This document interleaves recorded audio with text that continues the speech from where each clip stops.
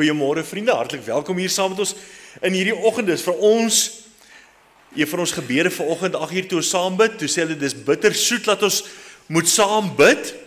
Die bedoeling daarvan dat ons nog steeds hier is. Ons sou dit gewaardeer het, ons sou dit gesmag het, ons sou vir ons heerlik gewees het as ons nou saam in die hemel by die Here kon gewees het. Dit waarna ons uitsien. Maar die wegrapping het toe nie plaasgevind nie. So ek weet nie of jy bekommerd was en jy het vanoggend kerk toe gekom en net om te kom kyk of die ander mense nog hier is. So ek is in my hart oortuig, my hart het ek lank terug vir die Here gegee, ek is 'n kind van God. So as die wegrapping kom, sal ek saam gaan. So ek is bly julle is ook nog saam met my hier dan oor. Dat ons saam nog 'n werk het. Die hele probleem, en ek het nou al die boodskappe weer na die tyd ook gelees en gehoor van die verskonings en alles. Ek kan net vir julle sê wat die woord van die Here sê. Die Here sê nie ons moet voorspellings maak en ons moet wat ook al doen nie. Paulus skryf aan die gemeente van Thessalonika en hy sê vir hulle die dag van die Here is op hande. Dit kan enige dag plaasvind. Die gemeente van Thessalonika verkoop al hulle goederes. Hulle doen niks meer nie, hulle werk nie meer nie. Hulle stop alles want hulle het so 'n verwagting, ons wil reg wees as die Here kom. Ons wil hier in aanbidding by mekaar wees as die Here kom. En dis tog wat ons begeerte is. Maar die Here kom toe nie. En Paulus sê vir hulle, ons weet nie wanneer nie. Maar, selfs al kom die Here oormôre en ons weet dit, plant ek vandag nog steeds 'n boom. So waarmee moet ek my besig hou met elke dag se werk? Ek moet nog steeds die Here dien, die Here eer, ek moet nog steeds aangaan met die lewe, terwyl ons 'n verwagting het, die Here gaan kom. So ek wil nie hê ons moet anders te nou leef, die Here het nou nie gekom nie, so nou leef ons nou maar weer, en ons gaan nou maar net aan met ons gewone gang nie. Ek wil elke dag leef, met 'n verwagting, op hierdie oomblik, waarmee ek besig is, en die Here sou kom, waar gaan die Here my vind? En dis die vraag wat heeltyd in my hart moet weergalm. So maak nie saak waar jy is, of by die werk, of waar jy ook al saam is nie. Wat sal gebeur as die Here nou kom? En so moet ek dan reg wees, so moet ek die Here dan dien, elke oomblik van elke dag. So, baie welkom hier vanoggend. Ek is bly julle is saam met my hier vanoggend, en die gebed van my hart is, dat u die liefde, dat u die tere barmhartigheid van die Here sal ervaar in hierdie oggend. Kom ons bid saam. Here, baie dankie vir u genade, dankie Here vir u liefde, en dankie Here vir die voorreg wat ons het, om hier saam te kan wees. Here, as ons hier saam is, dan besef ons, Here, die groot voorreg. Besef ons, Here, die verantwoordelikheid wat ons het. Here, dit is nie net van ons kan inkom en Here in die teenwoordigheid kom en Here net gou vir u 'n paar vrae kom vra en 'n paar node aan die voete kan kom neerlê en Here vra dat u asseblief getrou sal wees aan u beloftes, sodat u dan so sal voorsien, Here, en alles wat ons dan net so vinnig wil afhandel nie. Maar Here, dankie dat ons harte kan kom stil maak. Here, dat ons kan hoor wat u vir ons wil kom sê. Here, want in dit wat u vir ons wil kom sê, is tog ook die antwoorde waarna ons smag. Here, dis nie altyd wat ons wil hoor nie, maar Here, dit is die regte ding, om na u te luister, Here, sodat ons lewens deur u gevorm laat word, sodat ons, Here, dan so in u hand sal wees, sodat ons, Here, u teenwoordigheid in elke aspek van ons lewe sal ervaar. Daarom, Here, maak dit stil in ons gemoed. Gee, Here, dat ons bewus sal wees van u teenwoordigheid. Here, dat ons sal hoor wat u vir ons in hierdie oggend wil sê. Want Here, ons besef, ons het u nodig. Here, ons slaan ons oë op na die berge, want waar sal ons hulp vandaan kom? Ons hulp is van u alleen, Here, wat hemel en aarde gemaak het. Gemeente, genade, barmhartigheid en vrede word die geskenk van God ons Vader, en Jesus Christus ons Here, deur die kragvolle werking van die Heilige Gees. Amen.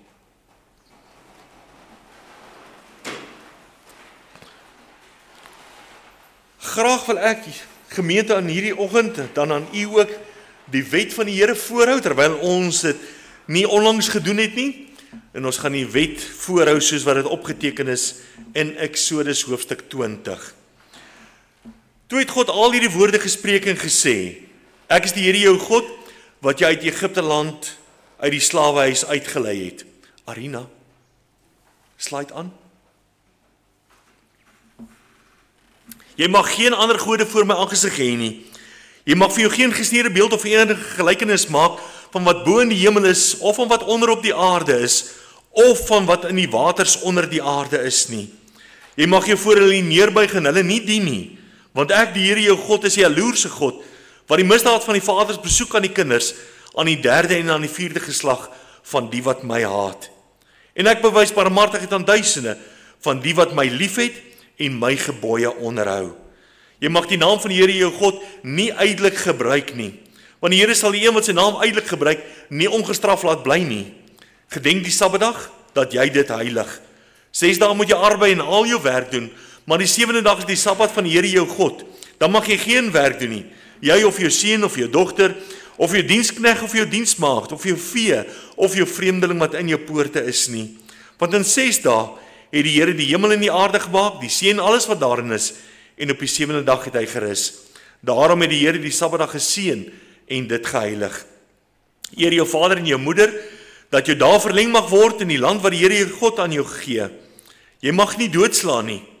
Jy mag nie egbreek nie. Jy mag nie steel nie. Jy mag geen vals getuienis teen jou naaste spreek nie. Jy mag nie jou naaste se huis begeer nie. Jy mag nie jou naaste se vrou begeer nie, of sy dienskneg of sy diensmaagd, of sy os of sy esel, of iets wat van jou naaste is nie. Vervolgens, gemeente, wil ek jy graag vra om saam met ons weer te staan. Dan gaan ons saam belydenis doen van ons algemene ongetwyfelde Christelike geloof. Elkeen van ons, jy kan in die hart spreek, of jy kan saam met my ook dit spreek, gaan sê, dit is waarin ek glo, dis op grond waarvan ek my besluite neem, dit is my lewenslese. Kom ons staan, dan doen ons saam belydenis. Ek glo in God die Vader, die Almagtige, skepper van hemel en aarde, en in Jesus Christus, sy enige gebore seun, ons Here, wat ontvang is van die Heilige Gees, gebore uit die maagd Maria, wat gelei het onder Pontius Pilatus, gekruisig, gestorwe en begrawe is, en neergedaal het in die onderste dele van die aarde, wat op die 3de dag weer opgestaan het uit die dood, opgevaar het na die hemel, en sit aan die regterhand van God, die Almagtige Vader, van waar hy sal kom te oordeel, die lewende en die dode. Ek glo in die Heilige Gees. Ek glo aan 'n heilige algemene Christelike kerk, die gemeenskap van die heiliges, die vergewing van sondes, die opstanding van die liggaam en 'n ewige lewe. Baie dankie, kan weer die sitplekke inneem.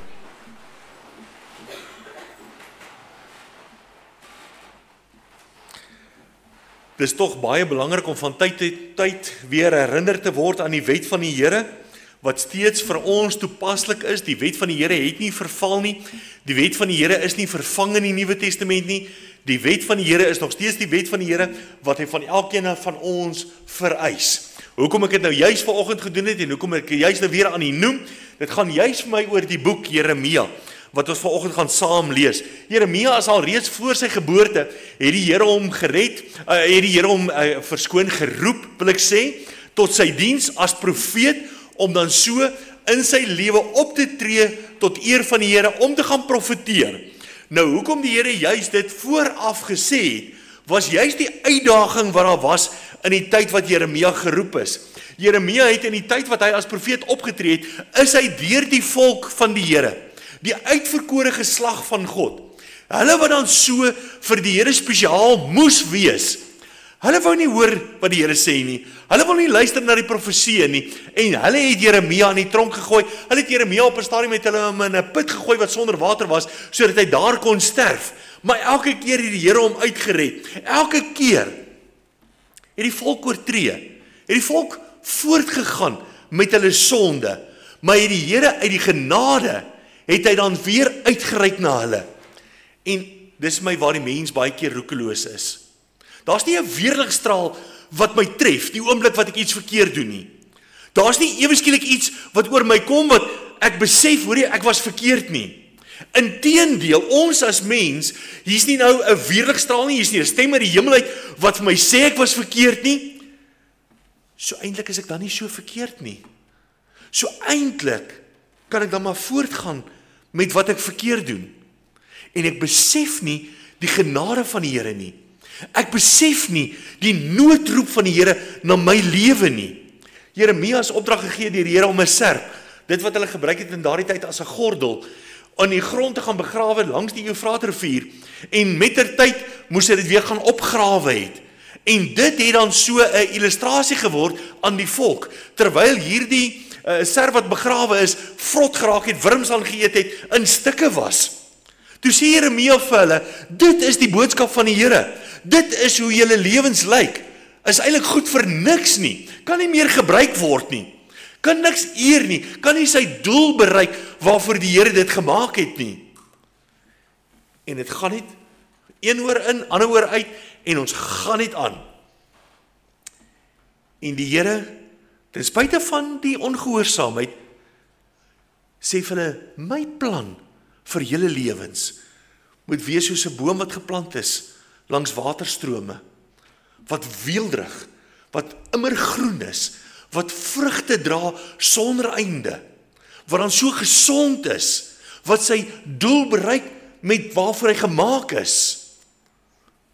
Maar ons luister nie. Ons hoor nie, ons sien nie die potensiaal van dit wat die Here wil hê nie. En die Here laat toe. Ons gaan dit nou lees ook in hierdie gedeelte. God stuur die volk in ballingskap, 70 jaar lank. In ons terme is dit die hele geslag. Stuur hulle weg na Babel. Uit julle land uit. Julle wil nie hoor nie, sê die Here vir hulle. Maar nou, nog steeds, hoor my begeerte, sê die Here vir die volk. My begeerte vir julle is nie onheil nie. My begeerte vir julle is gesukkel nie. My begeerte is dat daar vrug sal wees, in oorvloed sal wees. My lewe, sê God, moet die Here eer. En dis 'n opdrag wat die Here vir ons elkeen gee. So mag die Here in hierdie oggend, terwyl ons voor hom moet kom staan. En ek wil nou sê, Jeremia, sê nou vir die volk wat die Here sê. Jeremia sê nie op 'n stadium, Here, ek is nou klaar met hierdie volk nie. Hulle luister nie. Hulle gooi my in die tronk, Here, hulle gooi my in 'n put. Hulle luister eenvoudig net nie. Ek praat en dit maak geen verskil in hulle nie. Ek is nou klaar met dit nie. Dis nie wat Jeremia sê nie. God het my 'n opdrag gegee en ek gaan aanhou daarmee. So ek doen nie wat ek doen vir mense nie. Maak nie saak wat ek doen nie. Ek doen dit nie sodat ander mense vir my kan sê, dis nou mooi gedoen nie. Dit is nie sodat ander mense kan raak sien wat ek doen nie. Ek doen dit vir die Here. Of ander dit raak sien of nie raak sien nie. Ek moet verantwoording doen voor die Here. Kom ons lees saam. Jeremia hoofstuk 29.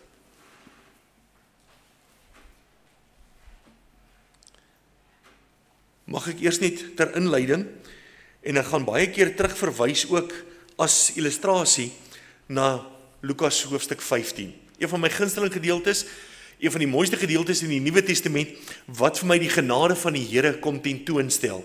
Lukas 15, ek gaan nie dit lees nie, so hoef jy soontoe te blaai nie. Maar Lukas 15, die derde gelykenis wat vertel word, gaan juis oor die verlore seun. Gaan juis oor, en dit is gegrond op hierdie gedeelte, gaan juis oor wat my begeerte is en wat die Vader se begeerte is. Die Vader wou gehad het, dit moet goed gaan met sy kind. Die Vader wou gehad het, dat die kind die seëninge in die huis kan ervaar. Maar die kind wou nie daar wees nie. Hy was opstandig gewees, en hy het gesê, gee my erfdeel, laat ek kan gaan. En die Vader gee hom, nie wat hom toekom nie, gee hom dit net. En hy gaan, en hy het alles dan so, het hy gaan deurbring, en het hy op die einde dan tot, en dit gaan waaroor die boodskap dan gaan, het hy dan so tot besef gekom, ek het verkeerd opgetree. So, mag ons in hierdie dag, en ek wil regtig vir ons elkeen bid, hand in eie boesem steek. Here, wat wil u vir my kom sê in hierdie oggend? Dit gaan nie oor wat die dominee daarvoor sê nie. Here, kom laat dit weerklank vind in my hart.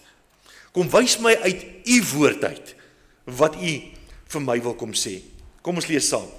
Jeremia 29 vanaf vers 1. En dit is die woorde van die brief wat die profeet Jeremia uit Jerusalem gestuur het na die nog lewende oudstes van die ballinge en na die priesters en die profete en na die hele volk wat Nebukadneser uit Jerusalem in ballingskap weggevoer het na Babel toe. Na die uittog van die koning Jegonja en die gebiedster en die hofdienaars, die vorste van Juda en Jerusalem en die smede en die slotmakers uit Jerusalem, deur bemiddeling van Eliasa, die seun van Safan, en Gemaria, die seun van Hilkia, wat Sedekia, die koning van Juda, na Nebukadneser, die koning van Babel, na Babel gestuur het, naamlik, so sê die Here van die leerskare, die God van Israel, aan al die ballinge wat ek uit Jerusalem na Babel in ballingskap weggevoer het. Het jy gesien daar? Wat ek, sê God, uit Jerusalem na Babel in ballingskap weggevoer het, bou huise en woon, en plant tuine aan en eet die vrugte daarvan, neem vroue en verwek seuns en dogters, en neem vroue vir julle seuns en gee julle dogters aan mans, dat hulle seuns en dogters baar, en vermenigvuldig daar, en moenie verminder nie, en soek die vrede van die stad, waarin ek julle in ballingskap weggevoer het, en bid daarvoor tot die Here, want in die vrede daarvan sal julle vrede hê, want so spreek die Here van die leerskare, die God van Israel, laat julle profete en julle waarsêers wat onder julle is, julle nie bedrieg nie, en luister nie na julle dromers vir wie julle laat droom nie, wat hulle profeteer vir julle wat vals is in my, wat vir julle, vals in my naam. Ek het hulle nie gestuur nie, spreek die Here, want so sê die Here, as eers 70 jaar vir Babel verby is, sal ek op julle ag gee en aan julle my goeie woord vervul om julle na hierdie plek terug te bring. Want ek weet watter gedagtes ek aangaande julle koester, spreek die Here, gedagtes van vrede en nie van onheil nie, om julle 'n hoopvolle toekoms te gee. Dan sal julle my aanroep en heen gaan en tot my bid, en ek sal na julle luister. En julle sal my soek en vind, as julle na my vra met julle hele hart. En ek sal my deur julle laat vind, spreek die Here, en julle verander, en julle lot verander, en julle versamel uit al die nasies, en uit al die plekke waarin ek julle verdryf het, spreek die Here, en ek sal julle terugbring na die plek, van waar ek julle in ballingskap weggevoer het. Ons gaan net tot daar met mekaar saam lees uit die woord van die Here. Ons teks van oordenking, die baie bekende Jeremia 29 vers 11, want ek weet watter gedagtes ek kan gaan die julle koester, spreek die Here gedagtes van vrede en nie van onheil nie, om julle 'n hoopvolle toekoms te gee. Nou, hierdie is 'n baie bekende teksvers. Dis baie kere wat mense dit wil oproep, wil gebruik, om te sê, die Here wil hê, ek moet voorspoedig wees. Die Here wil hê, daar moet geen gebreke wees nie. Die Here wil hê, dat dit altyd goed moet gaan met my, dat daar selfs altyd welvaart sal wees, dat dit voorspoedig sal wees. Mag ek net herinner, wat is die konteks van die gedeelte? Waar bevind die volk hulle op hierdie oomblik, terwyl die Here vir hulle sy plan, sy begeertes kom bekend maak? Hulle is in ballingskap.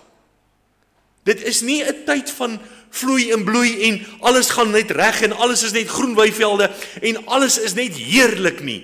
Dis 'n tyd juis waar dit moeilik gaan met die volk.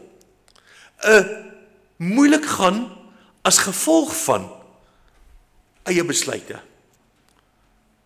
En nou wil ek pertinent sê, my lewe is op hierdie plek waar ek myself bevind. Nie net fisies, ek staan nie voor nie.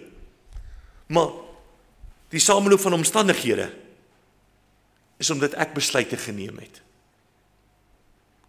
Niemand anderste nie. Ek kan nou sê, ja maar, hierdie persoon het dit gedoen, daardie persoon het dit gedoen, en dis hoekom ek nou hier is. Ek het elke keer 'n besluit geneem oor hoe ek die omstandighede gaan hanteer. Omstandighede wat nie altyd my skuld is nie. Omstandighede wat ek nie gevra het nie.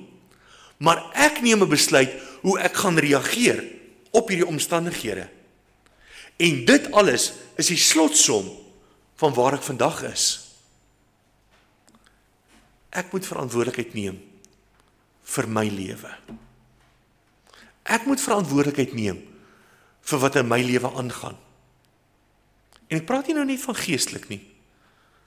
Ek praat van fisies, ek praat van emosioneel. Ek praat van alles rondom my lewe. My lewe, 'n wonderlike teksvers wat ek nou die dag raak gelees het, is altyd deur sê die woord van die Here in my hande. My lewe, as ons nou mooi geestelik wou gedink het, wou ek gesê het, my lewe is altyd in God se hande. Maar dis nie wat die skrif sê nie. Die skrif leer ons, my lewe is in my hande. Net omdat, nie ek kan dit hanteer en ek kan alles doen nie, net omdat, God kan my nie maak iets doen nie. God geef my sy plan, God geef my sy begeerte vir my lewe, maar ek moet dit my eie maak. Ek moet die besluit neem. Ek moet sê, ja Here, ek wil. As ek sê, nee Here, ek weier, dan lyk my lewe soos die volksinne, soos daardie serp wat begrawe is, omdat ek die besluit gemaak het. Die vader van die verlore seun in Lukas 15, Vader, gee my die deel van die erfdeel wat my toekom. Vader, jy vat nou 'n bietjie lank om dood te gaan, en ek het nou gesondheid, ek het nou vryheid, ek is nou jonk, ek wil nou my lewe geniet. Ek dink dit sou baie lekker gewees het as dit die praktyk was, dat ons kon geërf het die dag as ons uit die skool uitgekom het. En dan kon ek met 'n voorsprong begin het. Maar dis nie hoe dit werk nie. Ek moet verantwoordelikheid neem vir my lewe. Ek moet, terwyl ek hard werk, dinge bymekaar maak wat ek nodig het in my lewe. Andersins, wat leer die praktyk ons? Hulle sê altyd erfgeld is swerfgeld. En dit kom neer daarop, as ek nie werk vir iets nie, het ek nie waarde daarin nie. Vermors ek dit net. Want ek kry mos net alles. Hierdie seun. Hy staan met sy voete in die Vader se huis. Maar sy hart is nie daar nie.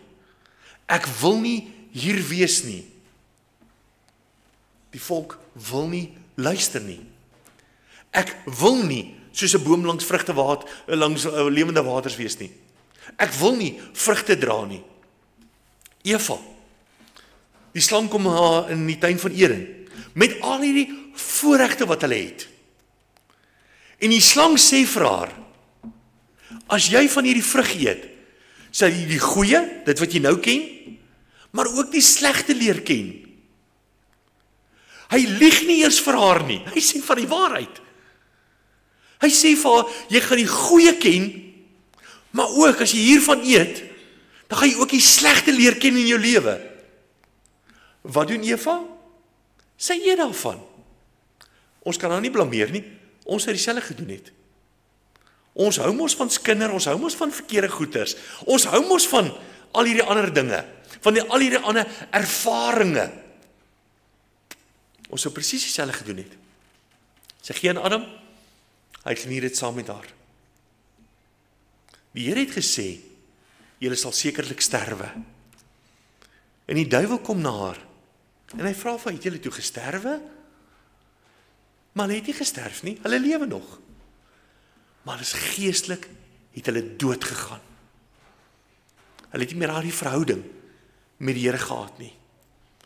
En dit is waarmee ek en jy vandag nog moet stoei. Wat ons verantwoordelikheid moet neem. My geestelike verhouding met God. Ek hoor sy begeerte. Ek hoor sy planne vir my. Ek moet 'n besluit maak. Daar's net 3 gedagtes wat ek vanoggend dan met u wil deel. Die plan agter die plan.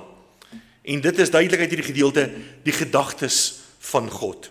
Laat ons net eers ons lewe op sy sit, want ek het planne vir my lewe. Ek weet wat ek wil bereik in my lewe, en dis gewoonlik maar altyd baie tydelike dinge, finansiëel. Ek weet wat ek wil doen met my lewe. Ek weet waar ek wil ek wees met my lewe. Ek weet waar ek wil aftree met my lewe eendag. Ek het daai planne. Maar kom ons los dit net eers op sy. Kom ons hoor net vir 'n oomblik, wat is God se plan met ons lewens? Want Jeremia 29 vers 11 sê, want ek weet watter gedagtes ek aangaande julle koester. En dan sê die Here vir ons, hierdie gedagtes van hom is persoonlik vir my en vir jou. Dit gaan nie oor, ek weet watter gedagtes ek vir almal van julle het, en daarom moet almal van julle dieselfde wees nie.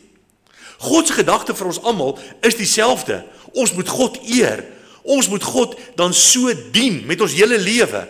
Maar elkeen van ons het 'n ander persoonlikheid. Elkeen van ons het ander omstandighede. Elkeen van ons is op 'n ander plek met ons lewe. Maar God se gedagtes is nog steeds persoonlik. Jy, jou omstandighede, dit wat jy het, jou persoonlikheid. Jy moet God dien. Jy moet God eer.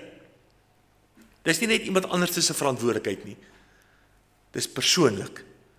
En God sê, 'n almagtige God, skepper van die hemel en die aarde, wat geskep het deur die spreek van 'n woord, jou kunste geweef het in die skoot van jou moeder, wat toe al soos met Jeremia 'n gedagte gehad het, 'n plan gehad het, 'n begeerte gehad het van wat moet Jeremia eendag gaan doen. Net so het God persoonlike gedagtes vir jou lewe gehad. 'n Doel oor hoekom jy mens geword het. Psalm 139 vers 17 sê, hoe kosbaar is dan vir my u gedagtes, o God. Hoe geweldig is hulle volle som nie. As ek moet dink hoeveel miljoene mense hier op aarde is.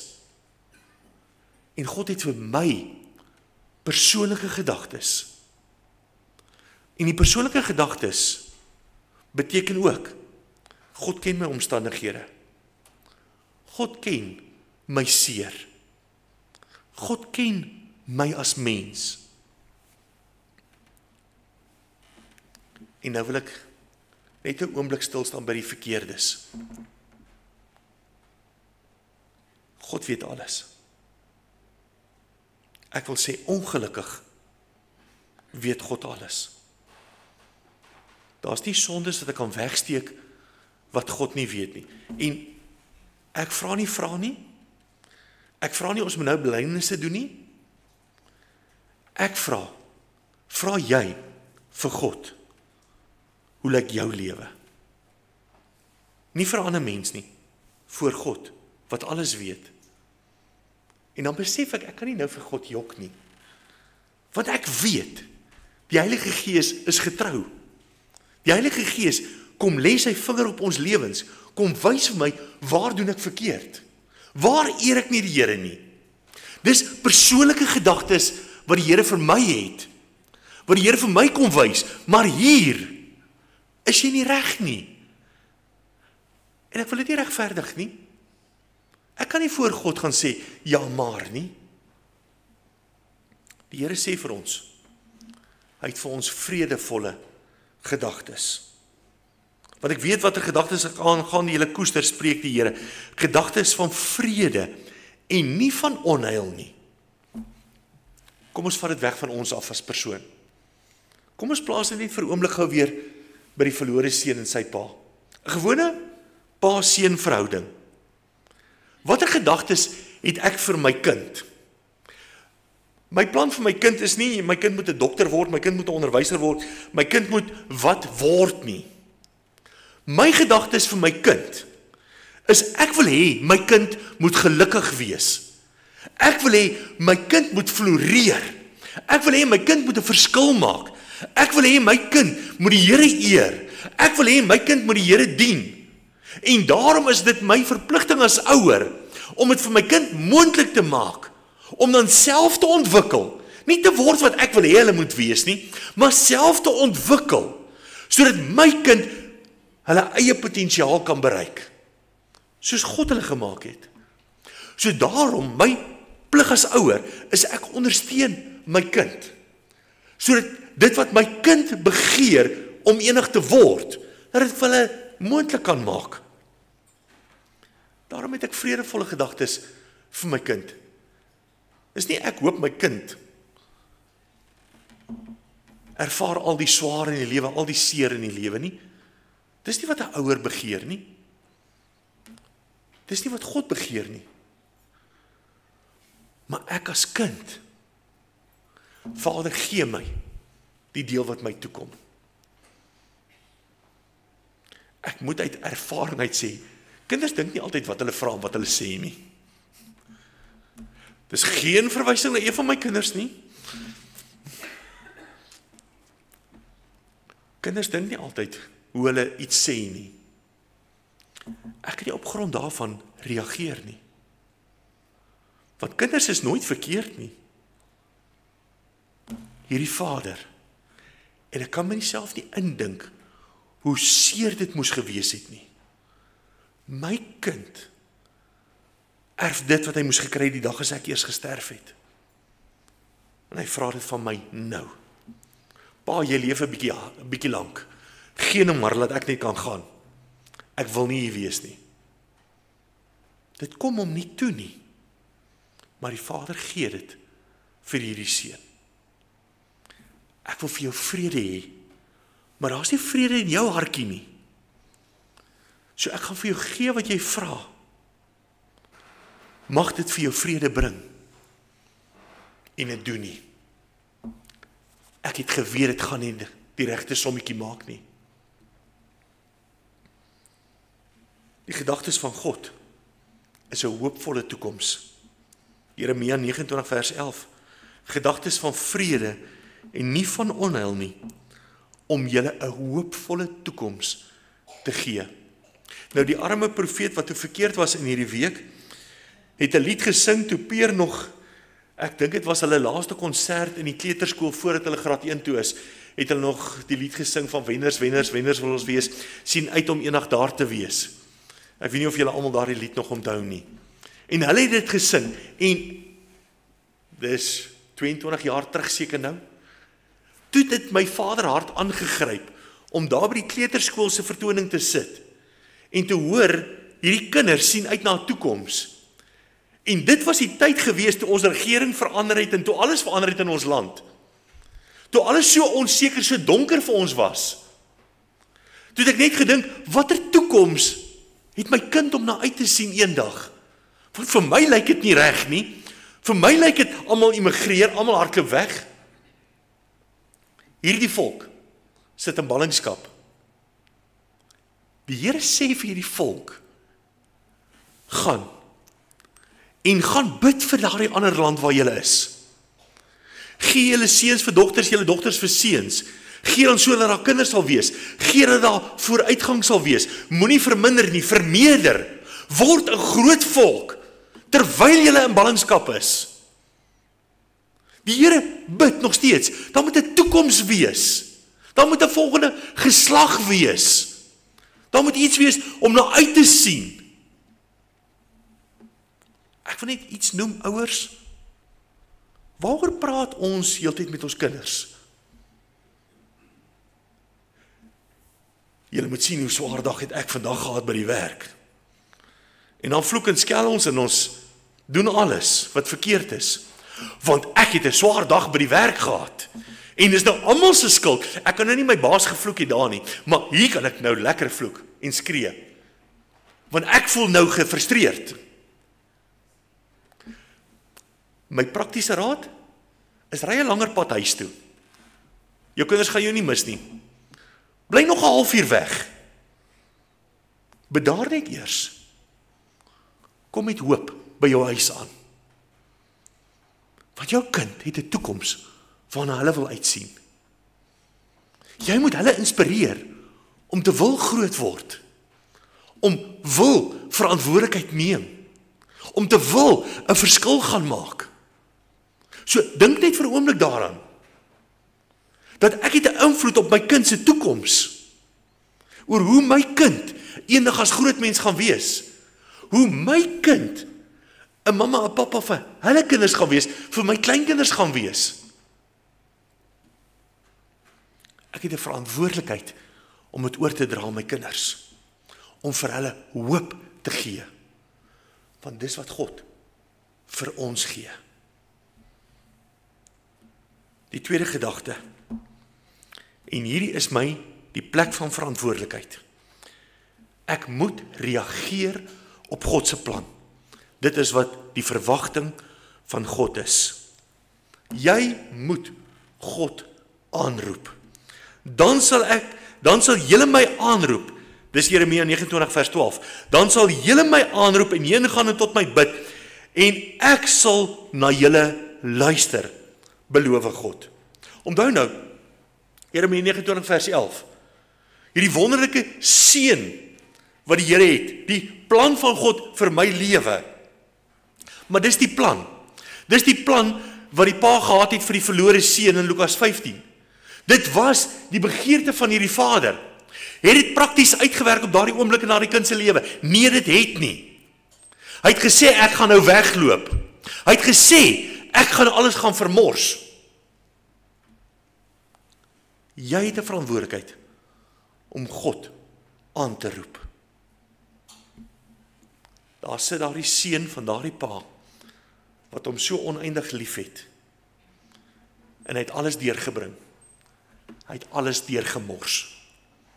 Heerlike partytjies gehou. Baie vriende gehad. Die geldjies is klaar. Die maatjies is weg. Niemand wat nou mee help nie. En hy sit so in 'n varkhok.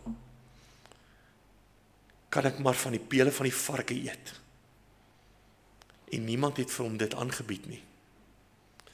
En hy het tot homself gekom.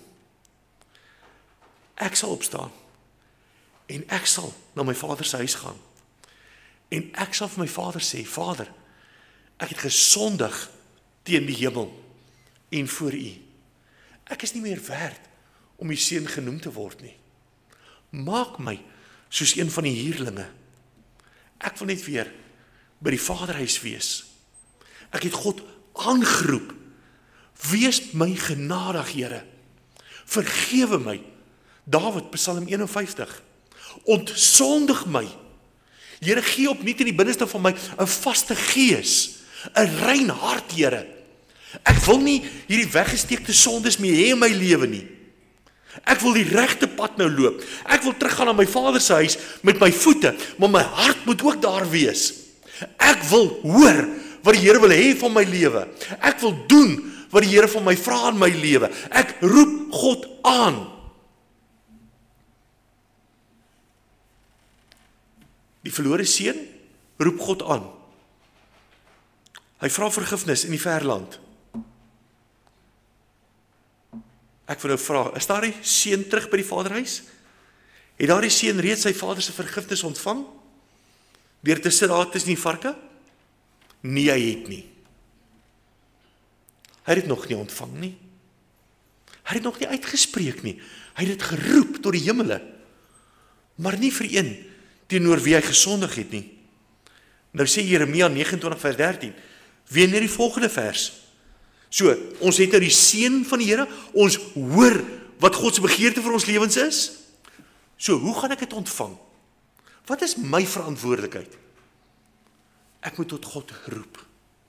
En dan sê die Here, ek moet na God soek. Jeremia 29 vers 13, en julle sal my soek en vind, as julle na my vra met julle hele hart. Lukas 11 vers 19, en ek sê vir julle bid, en vir julle sal gegee word, soek, en julle sal vind, klop, en vir julle sal oopgemaak word, want elkeen wat bid ontvang, en hy wat soek vind, en vir hom wat klop, sal oopgemaak word. Hier is my, soos iemand wat allergies is vir 'n bysteek.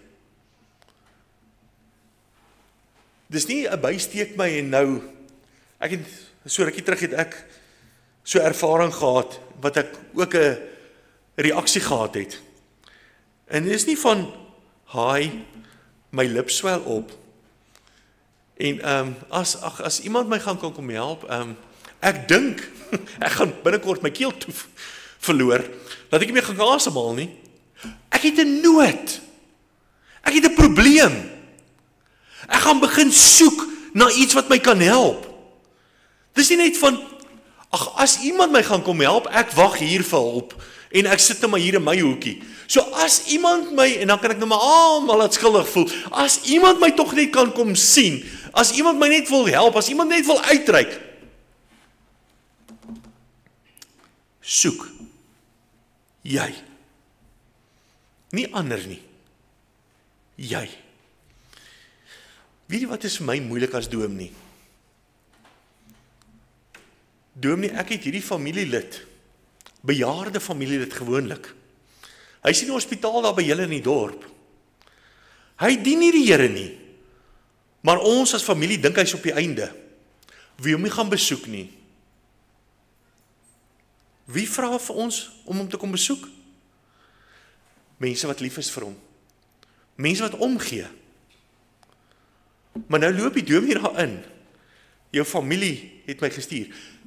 Ek wil niks met jou te doen hê nie. Hy die hele lewe lank het hy die Here nie gesoek nie. Ek wil nou nie ontmoedig om die dominee te vra nie, julle is welkom. Maar dit is my amper te laat. En dis nie daai persoon se begeerte nie. Dis nie wat hulle wil hê nie. Ek wil hê die vrede van die Here. My soeke in my lewe. Ek soek dit, want ek vat verantwoordelikheid vir my eie lewe. Nie iemand anders gaan dit vir my gee nie. Dit gaan oor my keuse, wat ek maak met my lewe. Die laaste gedagte. Die plan van aksie. Die beloftes wat die Here vir ons gee. God sê, en dis vir my die wonderlik nou, die verlore seun kom by sy vader se huis. Vader, ek het gesondig, en hy begin met sy hele relaas wat hy vir homself opgesê het, van het waar hy ook al opgestaan het en teruggeloop het na sy vader se huis toe.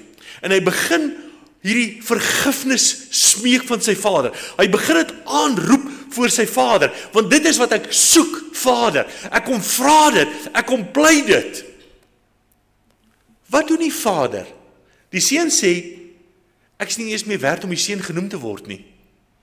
Die vader sê, gee vir hom skoene aan sy voete. Die slawe het kaalvoet geloop. Hy is nie 'n slaaf nie. Die vader gee vir hom 'n ring vir sy vinger. Jy's 'n erfgenaam van hierdie huis. Dis nie, sê jy my, wat het jy verkeerd gedoen? Doen jy jou volle sondebelydenis? Sê vir my, jy's jammer nie? Hy staan daar, hy is jammer. Dis kom hy daar staan. Met 'n hart voor die Here. Vergewe my. En hy sê, jy's 'n erfgenaam. Daar's 'n ring vir jou vinger. Dis vir jou mantel. Want jy's 'n eregas in hierdie huis. Want hierdie seun van my was dood en het weer lewendig geword. Hy was nie dood nie. Hy was dood vir die huis. Hy was dood vir die vader. Maar sy hart het begin klop vir hierdie vader se huis. Gaan slag die vetgemaakte kalf. Want daar's fees in hierdie huis. God se belofte. En dis die wonderlikheid nou. Ek kom na God. En ek doen niks verder nie. Nou gaan ons hoor wat God vir ons kom doen. Hoe God se belofte 'n waarheid in my lewe gaan word. So al wat God vra is my hart. My verantwoordelikheid wat ek moet neem voor die Here. God sê, hy luister. Dan sê julle my aanroep vers 12, en heen gaan en tot my bid, en ek sal na julle luister. Jesaja 59 vers 1, kyk, die hand van die Here is nie te kort om te help nie, en sy oor is nie te swaar om te hoor nie. God wil hoor wat in jou lewe aangaan. En nou, Here, ek het weer die verkeerde ding gedoen. Here, ek is spyt daaroor. Here, ek wil dit nie weer doen nie. Dit is nie van, sorry, jammer, ek het dit weer gedoen nie. En môre, jammer, sorry, ek het dit weer gedoen. En jammer, sorry, ek het dit, jy is nie jammer nie. Jammer beteken, ek is spyt, dit het gebeur. Jammer beteken, ek wens ek het dit nooit gedoen nie. Ek kan dit nie ongedaan maak nie. Maar ek is bitterlik jammer daaroor. God sê hy luister na so gebed. Here, ek is jammer. Ek kan dit nie ongedaan maak nie. Selfs die skade wat dit gedoen het, ek kan dit nie ongedaan maak nie. Maar daarom juis sal ek 'n bietjie opstaan, bietjie ruggraat kry en sê, Here, ek is jammer vir wat ek verkeerd gedoen het. God beloof, hy antwoord, en ek sal my deur julle laat vind, spreek die Here. Jeremia 29 vers 14. So die Here sê vir my, as ek sy klop aan my hartseer hoor, en ek luister daarna, en ek maak die deur oop, sal hy inkom, en saam met my maaltyd vier, en ek met hom. Dit help nie net ek hoor God se stem nie. Dit help nie net ek hoor God se begeerte, God se plan met my lewe nie. Ek moet God toelaat in my lewe. Nie net 'n stukkie nie. God maak nie kompromie nie. Jy dien of die Here, of jy dien iets anderste. Dis God se voorwaardes. Die Here sê, hy bevry hulle. Jeremia 29 vers 14, en julle lot verander. Jou omstandighede verander. Dit waarmee jy gesukkel het, verander. En dan die laaste belofte wat die Here gee. Hy sê, hy herstel die verlore seun. Skoene, ring, mantel, feesvieringe. Jeremia 29 vers 14. En ek sal my deur julle laat vind, spreek die Here, en julle lot verander, en julle versamel uit al die nasies, en uit al die plekke waarheen ek julle verdryf het, spreek die Here. En ek sal julle terugbring na die plek, van waar ek julle in ballingskap weggevoer het. Mag ek 'n vraag vra? Terwyl jy nou in omstandighede is, wat vir jou moeilik is, onaangenaam is, onlekker is, kan jy terugdink in 'n tyd, wat dit vir jou lekker was? Mag ek dit nog moeiliker maak? Kan jy terugdink aan 'n tyd, wat dit vir jou lekker in jou huwelik was? Wat dit vir jou lekker in jou gesin was? Ek besef, ek is nie alleen verantwoordelik nie. Maar ek kan nie verantwoordelikheid neem vir ander nie. Ek is verantwoordelik vir myself. Nou my aandeel, my verantwoordelikheid, is ek moet my deel nakom. So spreek die Here. Die Here het gedagtes oor ons lewens. En die gedagtes van God is nie presies wat ek moet geword het, wat 'n werk ek moet gaan doen of wat nie. God se gedagtes vir my en vir jou is ek moet God dien, God eer. Met waarmee ek ook al besig is. As dit waarmee ek besig is, God nie kan eer nie. God gee 'n ander belofte ook. God sê, ek sal jou in ballingskap wegvoer. Dit sal met jou nog slegter gaan. Want God moet sonde straf. God kan nie sonde ongestraf laat bly nie. God kan nie sonde net onder die matjie invee en maak of dit nie bestaan nie. Al hoe daai sonde weggaan, Here, vergewe my. Ek is jammer. Dis wat die Here vir ons gee. God se plan met jou lewe is vrede. God se plan met jou lewe is 'n volkome lewe. Maar dit hang van jou af. Dit is wat ek verantwoordelikheid voor moet neem. Mag die Here ons elkeen seën. Amen. Kom ons bid saam. Here, baie dankie vir u groot genade. Dankie Here vir u liefde. Dankie Here vir u ontferminge. Dankie Here dat daar nie 'n maar kan wees nie. Here, dankie dat daar nie 'n uitsondering is nie. Dankie Here dat ek verantwoordelikheid kan neem van my lewe. Here, dankie dat ek met my lewe u kan eer. En Here, ons weet, ons besef, Here, diepe ervarings wat ons elkeen al opgedoen het. Here, partykeer moet ons moeilike besluite neem. Moet ons moeilike dinge doen, Here, om u te kan eer. Help ons, Here, wees ons genadig, dat ons, maak nie saak wat dit kos nie, dat ons daardie besluite sal neem, en Here, dat u, soos wat u beloof, ons sal seën. Amen.